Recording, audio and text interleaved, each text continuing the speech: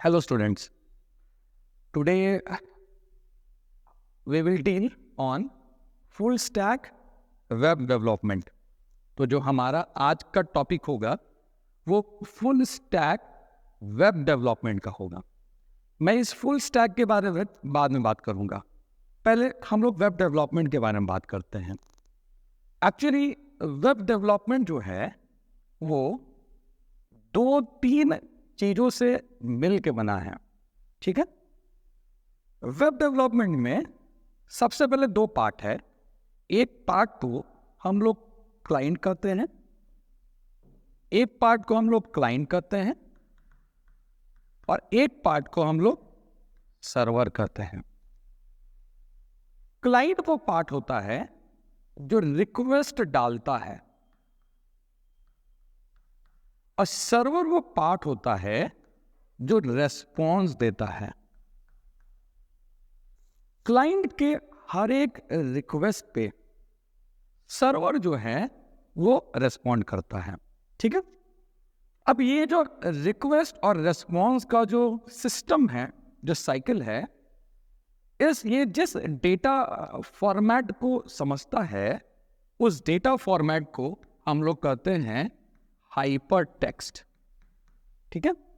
तो इसका मतलब ये निकला कि क्लाइंट और सर्वर के बीच का जो डेटा फ्लो हो रहा है वो data flow basically hyper text document को ये फ्लो कराता है और जिस प्रोटोकॉल से ये डेटा फ्लो करता है उस प्रोटोकॉल को हम लोग HTTP प्रोटोकॉल कहते हैं और जिस लैंग्वेज से ये बनता है उस लैंग्वेज को हम लोग HTML लैंग्वेज कहते हैं। सो अगर हम इन सारे चीजों को एक साथ कॉन्साइज कर दे तो ऐसा है, क्लाइंट और सर्वर का एक मॉडल है जहां क्लाइंट ने एक रिक्वेस्ट दिया, ऑफ कोर्स HTTP रिक्वेस्ट रहेगा, सर्वर उस रिक्वेस्ट को रिसीव करेगा, उस रिक्वेस्ट को रिसीव करने के बाद सर्वर एक रेस्पॉन्स जनरेट करेगा और वो response of course HTTP response रहेगा। जो डेटा फ्रेम एक्सचेंज होगा वो डेटा फ्रेम जो है वो हाइपर टेक्स्ट डेटा फ्रेम होगा और जिस लैंग्वेज में हम लोग इस चीज को बनाएंगे उस लैंग्वेज को हम लोग HTML लैंग्वेज कहेंगे, ठीक है। नाउ इस पूरे सिस्टम में सबसे इंपॉर्टेंट कड़ी जो पहला हम लोग समझे वो था HTML। अब एक बात है कि HTML के लैंग्वेज के फुल फॉर्म में लैंग्वेज तो लिखा हुआ है लेकिन HTML पूरी तरीके से लैंग्वेज के कैटेगरी में पूरी तरीके से सेटिस्फाई नहीं करता है। उसके पीछे का रीजन है कि हमारा जो लैंग्वेज का कैटेगरी है, लैंग्वेज का कैटेगरी ये कहता है कि कोई भी लैंग्वेज को लैंग्वेज बनने के लिए 2 बेसिक फंडामेंटल प्रॉपर्टीज होना चाहिए। पहला बेसिक फंडामेंटल प्रॉपर्टी है कि उसमें कमांड होना चाहिए जो कि कंप्यूटर सिस्टम को कमांड दे और दूसरा है कि उसमें मैथमेटिकल और लॉजिकल ऑपरेटर्स होने चाहिए, मतलब मैथमेटिकल और लॉजिकल ऑपरेशंस होने चाहिए। बट प्रॉब्लम ये है कि HTML इस कैटेगरी को तो सेटिस्फाई करता है कि इसमें कमांड्स हैं, HTML में कमांड्स हैं, ऑफ कोर्स कमांड्स हैं, लेकिन ये जो मैथमेटिकल और जो लॉजिकल वाला कहानी है, इस मैथमेटिकल और लॉजिकल वाला कहानी को HTML पूरी तरीके से सेटिस्फाई नहीं करता, पूरी तरीके से नहीं सेटिस्फाई ही नहीं करता है। अब जब हमको एक पूरा वेब मॉडल बनाना पड़ता है तो उसमें एक मैथमेटिकल और लॉजिकल प्रॉपर्टी का भी एक इम्पोर्टेंस है। इसलिए हम लोग क्या करते हैं, इस HTML के साथ कुछ और लैंग्वेजेस को इंटीग्रेट कर देते हैं और उन लैंग्वेजेस को जिनको हम इनके साथ इंटीग्रेट करते हैं उन लैंग्वेजेस को हम लोग स्क्रिप्टिंग कहते हैं, ठीक है। तो स्क्रिप्ट एक प्रोग्रामिंग हुआ, लेकिन एक प्रोग्राम जो होता है वो स्टैंड अलोन होता है। स्टैंड अलोन, इस वर्ड को याद रखना। स्टैंड अलोन का मतलब एक ऐसा प्रोग्राम जो अपने आप में कंप्लीट है, जो अपने आप में एग्जीक्यूट करता है बिना किसी के मदद के, उसको हम लोग स्टैंड अलोन कहते हैं। और स्क्रिप्ट एक ऐसा प्रोग्राम है जो प्रोग्राम तो है लेकिन ये खुद से एग्जीक्यूट नहीं कर सकता है, इसको एग्जीक्यूट करने के लिए एक होस्ट चाहिए। तो मेरा जो HTML है वो उसका होस्ट बनता है और स्क्रिप्ट इसके अंदर इंटीग्रेट हो जाता है और इस कैटेगरी में मेरे पास 2 तरीके के स्क्रिप्टिंग लैंग्वेज बनते हैं। तो स्क्रिप्टिंग लैंग्वेज को अगर हम कैटेगराइज वाइज डिवाइड करें तो मेरे पास दो तरीके का स्क्रिप्टिंग लैंग्वेज बनेगा। एक को हम लोग बोलेंगे क्लाइंट साइड और एक को बोलेंगे सर्वर साइड। और क्लाइंट साइड और सर्वर साइड का मतलब है कि वैसा स्क्रिप्ट जो क्लाइंट पे जाके एग्जीक्यूट करेगा, उस पर्टिकुलर प्रोग्राम को, उस पर्टिकुलर स्क्रिप्ट को हम लोग क्लाइंट साइड कहेंगे, और वैसा जो सर्वर पे एग्जीक्यूट करेगा और क्लाइंट पे जाके रिजल्ट जो करेगा उसको सर्वर साइड कहेंगे। एक्चुअली रन तो दोनों करेगा, दोनों रिजल्ट क्लाइंट को देगा, लेकिन जो रन करने का जो होस्ट है, अगर वो होस्ट क्लाइंट हो तो वो क्लाइंट साइड कहलाएगा, अगर रन करने का होस्ट जो है वो सर्वर है तो उसको सर्वर साइड कहेंगे। दोनों का अपना अपना फैसिलिटीज और फीचर्स हैं।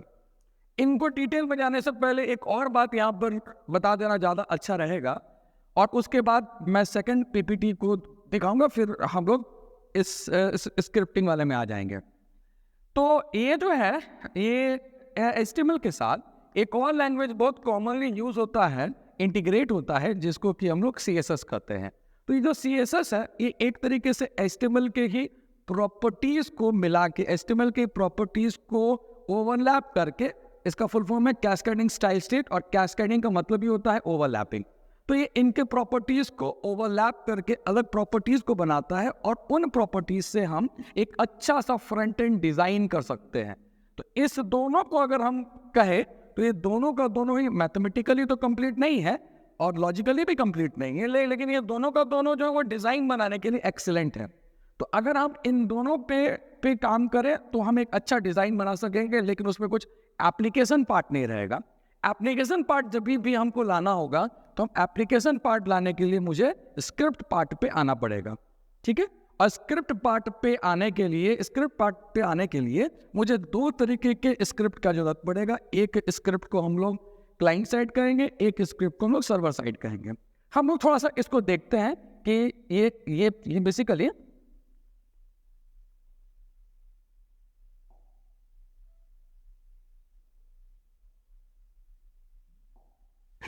तो हम लोग बेसिकली देखते हैं कि ये जो मेरा फ्रंट एंड का मॉडल है, इसमें मेरे पास HTML है, CSS है और जावास्क्रिप्ट है।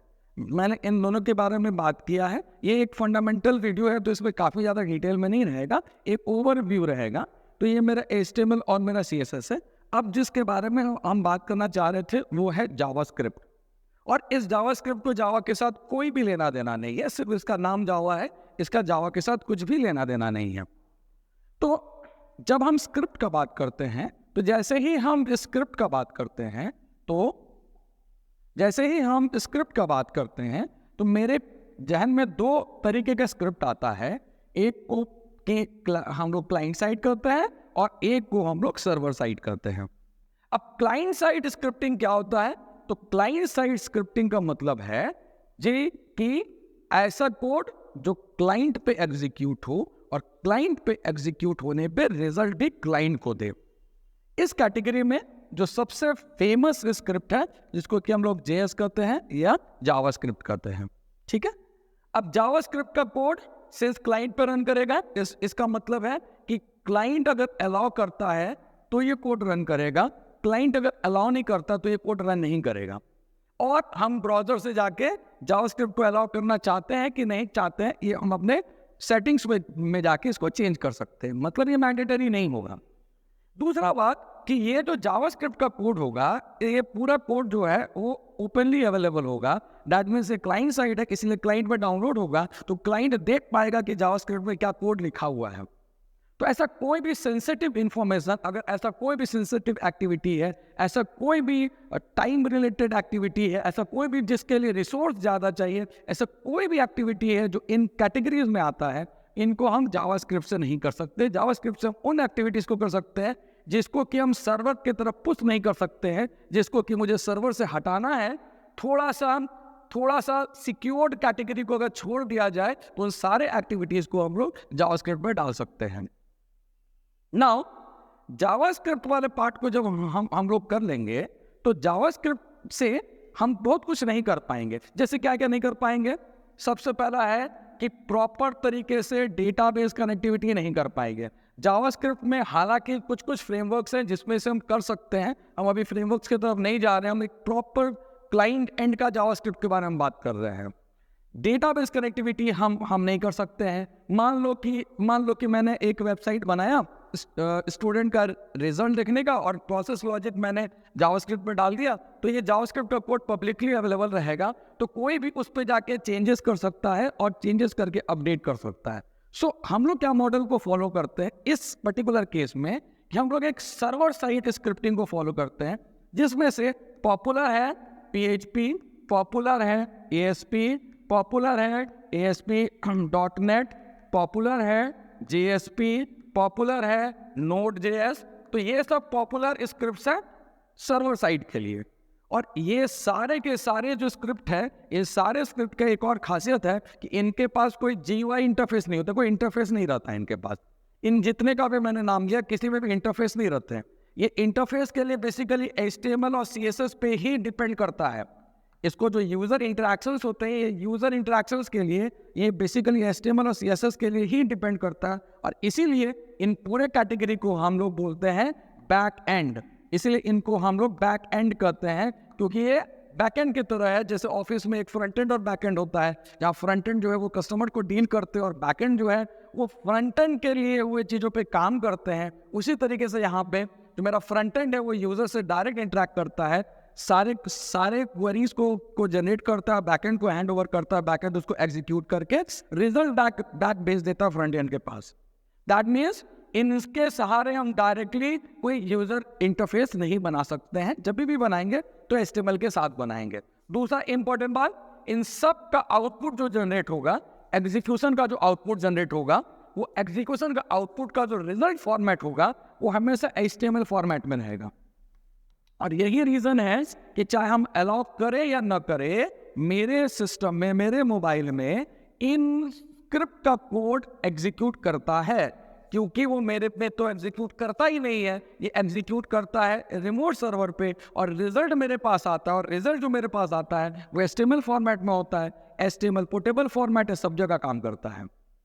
अगर हम इसके साथ इसका कंपेयर करें तो ये सिर्फ मेरे में एग्जीक्यूट करता है, इसीलिए इसको एग्जीक्यूट करने के लिए जो जो रिसोर्सेज चाहिए, जो जो डिजिटल इंफ्रास्ट्रक्चर चाहिए, जो जो परमिशन चाहिए, सब कुछ जो चाहिए, वो सारा चीज़ देने का रिस्पॉन्सिबिलिटी जो होगा वो हमारा होगा। ये हमें क्लाइंट को देना पड़ेगा। ये वाला काम हम लोग जो है वो और कहीं पे पुश आउट नहीं कर सकते हैं। ओके, सो ये पार्ट तो हो गया, ये पार्ट मेरा बैकएंड का पार्ट हुआ, ये पार्ट मेरा फ्रंट एंड का पार्ट हुआ। लेकिन इनमें एक बहुत इंपॉर्टेंट चीज़ है जो आज के समय में कंप्लीट वेबसाइट बनाने के लिए चाहिए, वो यहाँ मिस किया, और वो चीज़ है डेटाबेस। ठीक है, तो जो मेरा नेक्स्ट स्लाइड है उसको थोड़ा सा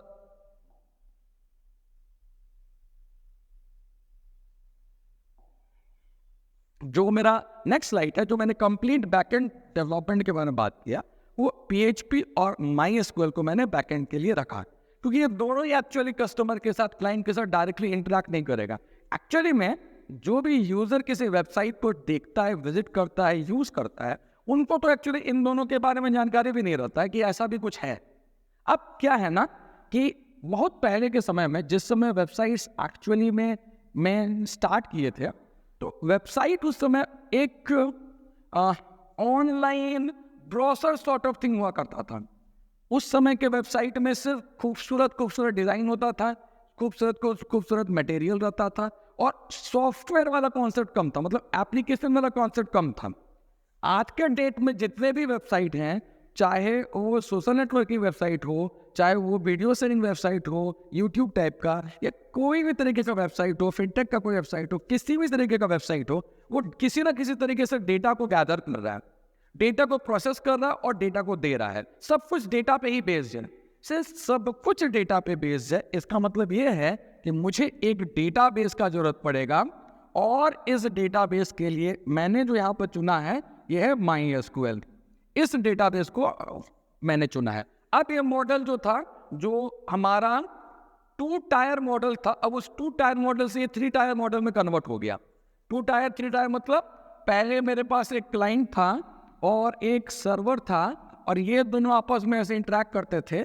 अब मेरे पास एक और टायर आ गया जिसको कि हम लोग डेटाबेस कर रहे हैं, और ये कहानी अब ऐसे हो गया कि क्लाइंट का रिक्वेस्ट सर्वर के पास गया, सर्वर मतलब HTTP सर्वर, वेब सर्वर, इसका रिक्वेस्ट डेटाबेस सर्वर के पास गया, डेटाबेस से सर्वर के पास गया, सर्वर से फिर क्लाइंट के पास गया। तो पहले सिर्फ और सिर्फ 2 पार्टी इन्वॉल्व थे, इस डेटाबेस के आने के कारण यहाँ पर 3 पार्टी इन्वॉल्व हो गया। और आज का जितना भी वेबसाइट बनते हैं, वेब एप्लीकेशन बनते हैं, वो बेसिकली इन्हीं तीनों पे बेस होके बनता है, इन्हीं तीनों पे। और इसलिए आजकल का वेबसाइट को 3 टायर मॉडल भी करते हैं। अच्छा, अब MySQL चुनने के पीछे का भी कुछ रीजन है। एक्चुअली क्या है ना कि वर्ल्ड में ना कुछ कम्युनिटीज हैं जो फ्री सोर्सेस पे ज़्यादा काम करती है। उन्हीं में से एक कम्युनिटी है जिसको कि हम लोग लैम्प कहते हैं। और ये जो लैम्प कम्युनिटी है, इसमें L जो है वो लिनक्स के लिए है, which is a free operating system, most of the version. Apache which is a free web server. Second, third है MySQL which is a free database. And this P stands for PHP और Python।